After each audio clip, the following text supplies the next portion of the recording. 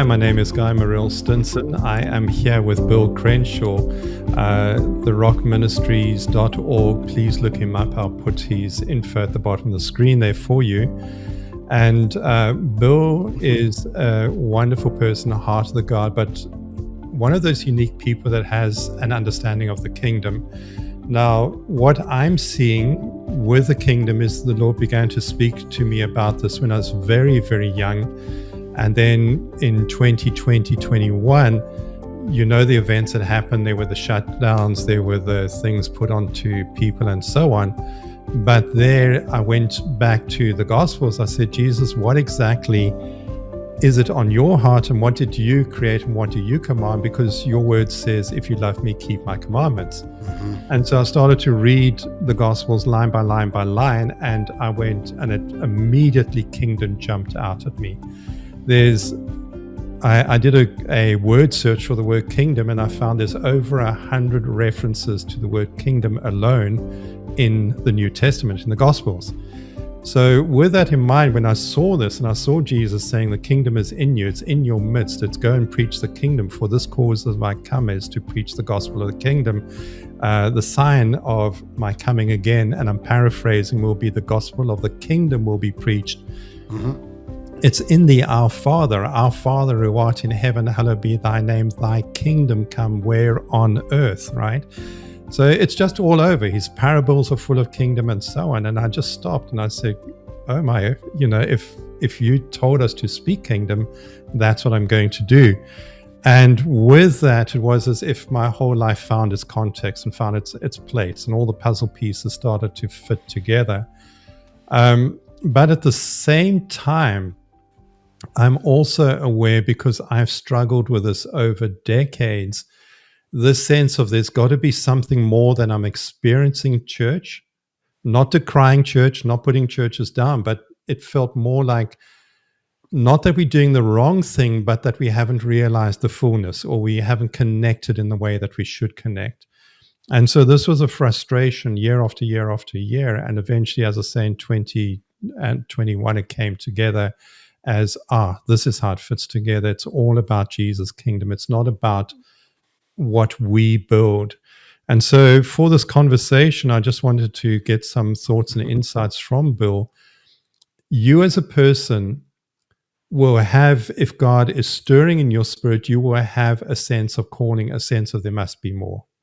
And if you don't address that, it's going to frustrate you. You're going to sit on the pews and get increasingly frustrated.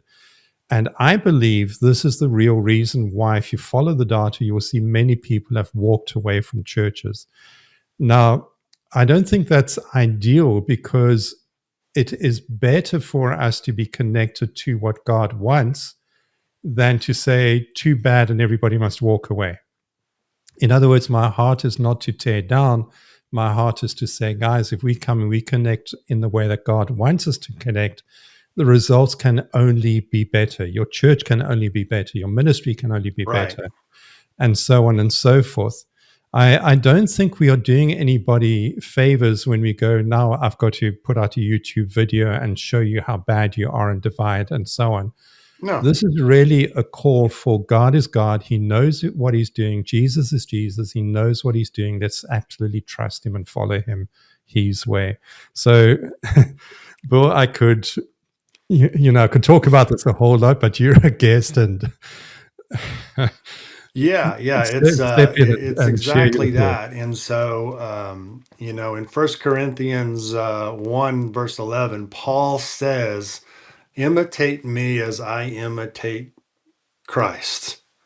And we know when Jesus was here, he didn't do anything that he didn't hear his Father. So imitating him and doing what he did, the things that we read in the Bible are for us to absorb and imitate and do. And that's exactly how he taught his disciples. And that's exactly what happened in Acts. His disciples did exactly what he did. And so um, That is what that is the heart of the kingdom, is to imitate Christ and do what he did in the area that God has assigned for you, no matter where that is. And so we are not trying to bash any church or anything like this, but we are having an honest calling. Can we get back to imitating Christ and doing what he did? And it's going to take, if somebody wants to take up that calling, it's going to change your church. It's going to uh, change your church in a really good way, but it's going to change your church. But the impact of your church, if it's kingdom minded, will be so much greater, I think, than anything we've ever imagined.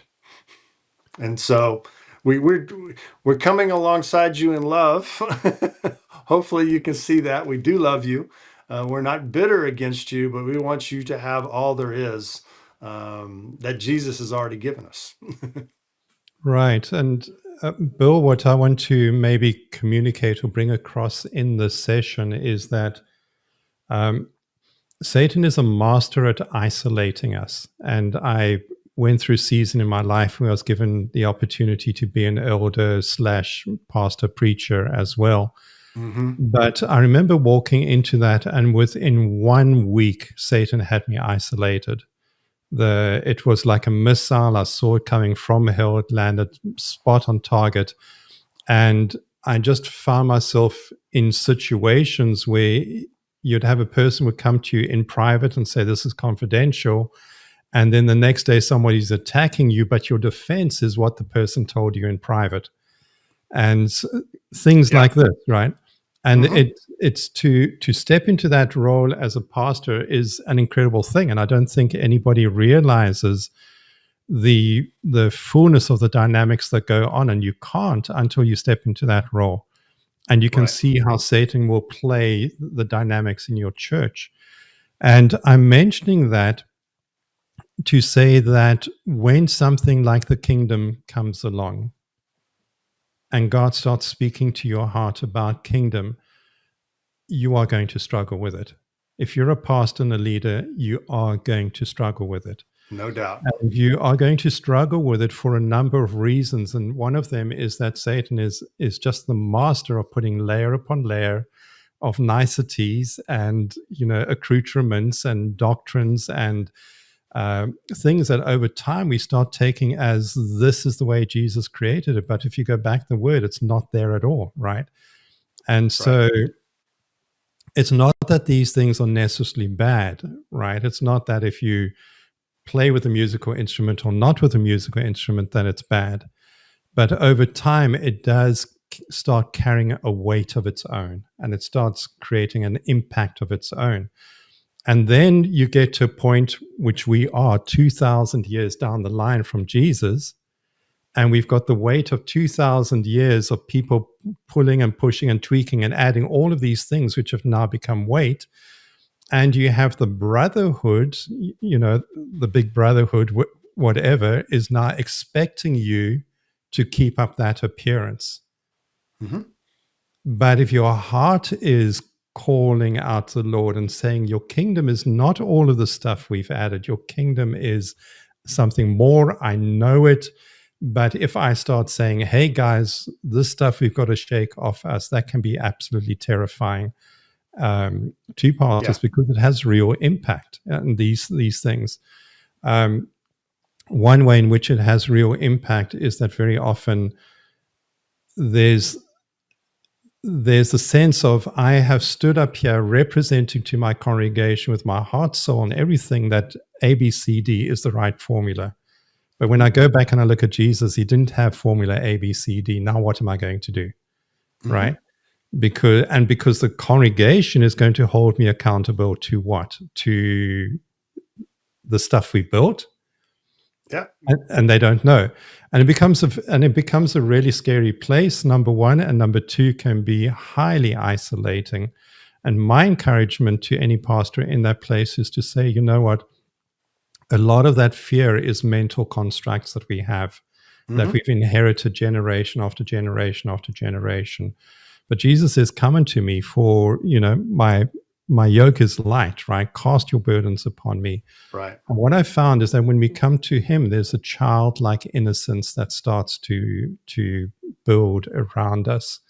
That um, you are Jesus, you are Lord, Creator, Savior. So I know you know way better than I do. And so when you made things a certain way, Hmm. why would I want to switch that out, right?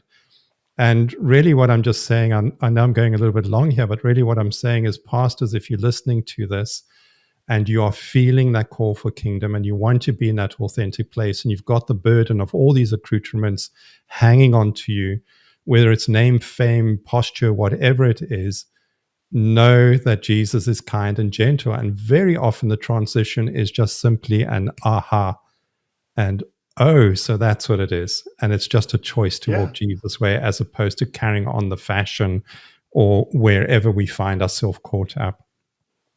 Bill. Yeah, exactly. And so we want to, if you're a pastor being, maybe you're feeling like I was, hey, I know this is good. I've been doing this for a long time, but I'm feeling the kingdom calling and I'm leading this church, and it's what do I do? Because and so one, um, I think the first thing as pastors, we start to think exactly that. What am I going to do? How is this going to affect me? How is this going to affect them? And we don't bring God into the equation. We don't. And so the fear of the unknown, the change, what is this going to mean? What's going to mean for my family? What's going to mean for all these people?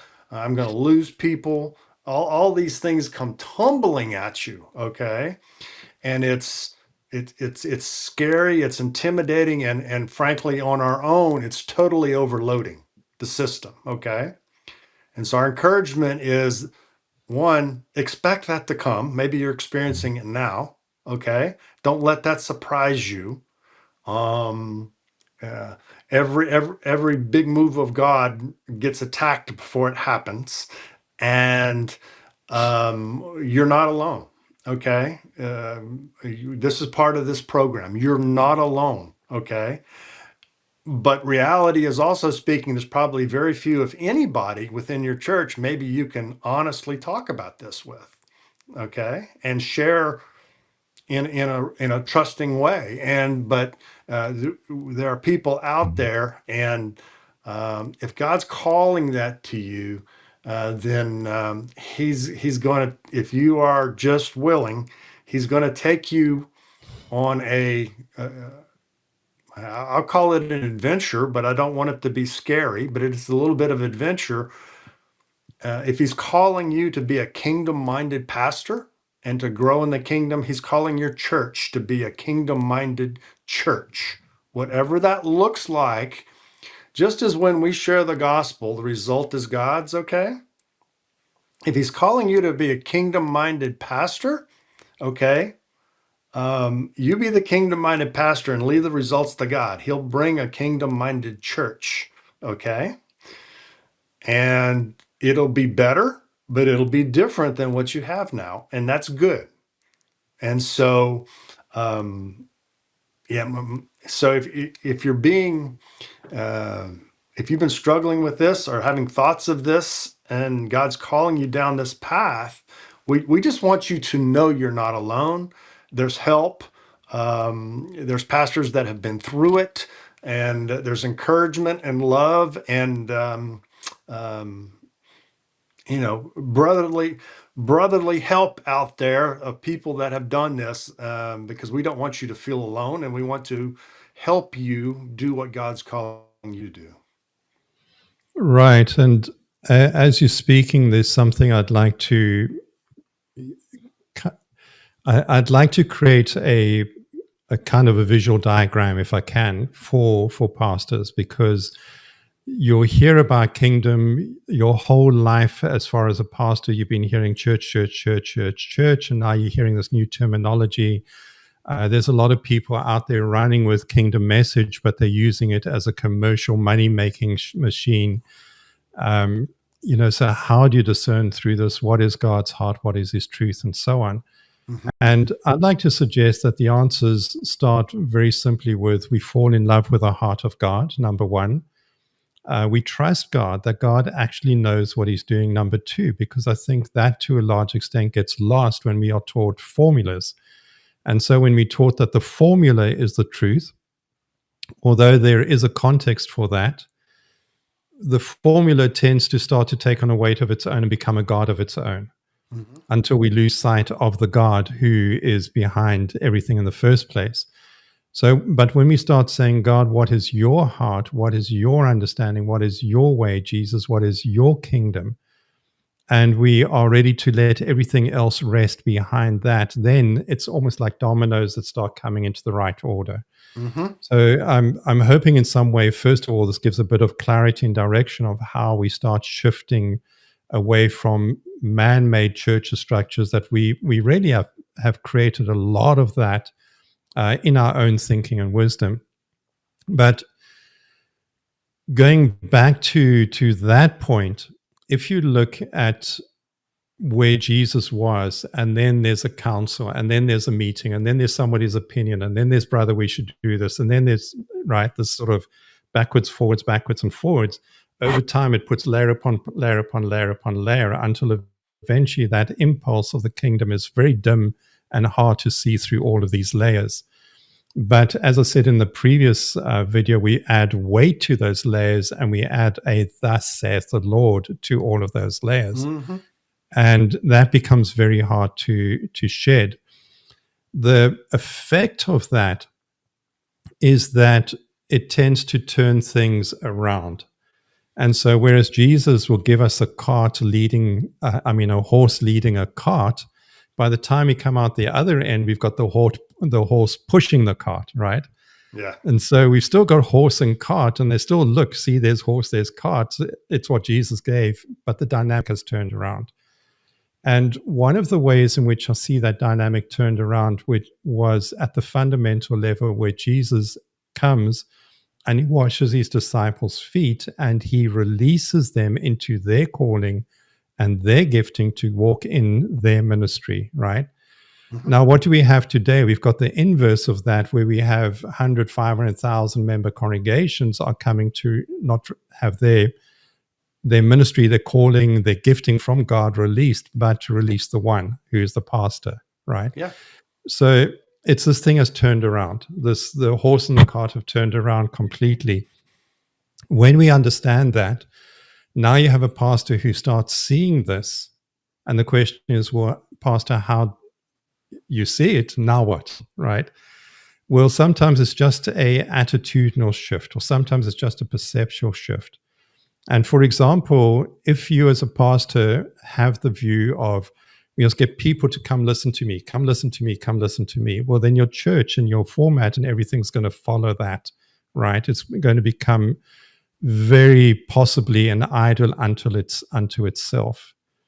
But if you have the heart of when a person walks in the door, God, what is the ministry you have put in that person? And what is the gifting and what is the power of it? And we're so excited to discover that. And how can we get the community, the congregation around that to empower that, right? Mhm. Now you've got the horse and the cart has turned the other way around, the way I would suggest that Jesus has it. And now you've got a congregation that goes from a one-man potential to 100 or a 500 or 1,000 person potential. Um, and so that's just a picture I wanted to share. I hope it creates some clarity there for anybody who's got questions.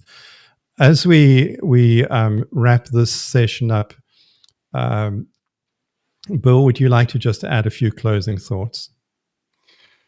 Uh, yeah, no, thank you for that, Guy. And so, what we're doing in Africa is empowering people, to everyday people, to do exactly what Guy said. You're a priest. You're empowered. You have authority of Jesus. You have the power of Jesus to move forward. And I think a big part of the greater things that Jesus talked about is empowering everyday believers um, to carry the kingdom and do these things all over the globe, not just pastors.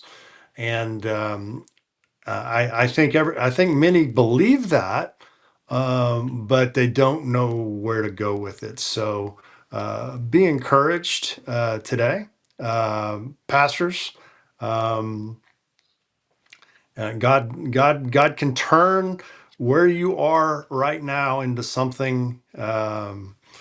He can put the horse back in front of the cart in your church. Okay, He wants to do that. Don't have any second guessing on that. If you're seeing this, He wants to put the cart in front of the horse, which He modeled in the Bible, and He modeled as He taught the disciples. It's not that the other things you're doing now are bad. We're not saying that at all, but they have to be secondary to the core kingdom work.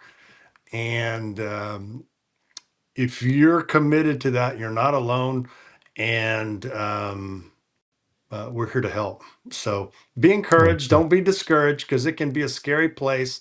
We understand, but we're here, and there's many more people that are here to help you in any way we can. That'll be great. Thank you so much, Bill. I really appreciate it. Follow us, follow Bill through the rockministries.org, myself as well through One Kingdom TV or the empoweredkingdom.com. And as Bill was saying, we are here to help. This is going to grow in other ways. It's going to become bigger. What I see down the road is pastors who have a kingdom calling coming together and say, look, we need to pray for each other. We need to be strategic. And we need to start saying, where does Jesus Christ and God actually want us to be for this time? Because the world is changing radically and rapidly. And as I speak to many, many pastors, what I'm finding out is they are not prepared. They don't understand this time fully. In terms of practical, how are we as Christians going to get through this time? And I believe that it is hugely important for us to get together, ask God these questions as leaders and pastors of churches. It's not about coming and to pick at each other, but it's coming to say, Jesus, you have wisdom. We want to come in line with that. What are your answers? And please teach and lead and guide us for that. So It's the heart of God first. Let's fall in love with the heart of God. He knows what He's doing. He knows what's good for us. Let's walk in that. And thank you so much for watching. Like and subscribe. And we'll Guy, see I you. got one last question before we sign Please off, do. if I Yes. could. Yes. If I have a pastor that is wanting to connect with you, what should I tell him? How does he connect with you and us to get help? The easiest way to do that is go to the website empoweredkingdom.com. You can also go to onekingdomtv.com. I must admit that I keep my information a little bit in the background, so you might have to look for it. But there's only one of me, and there's millions of people out there, and I have to try and filter those who are, the genuine and the determined, if I can put it that way. But likewise, reach out to Bill as well if you have a heart for ministry. He's the guy to speak to as well, especially for foreign ministries. Thank you, Bill. Thank you all. God bless you all. Thank you, Guy, for having me on. Sure enjoyed it.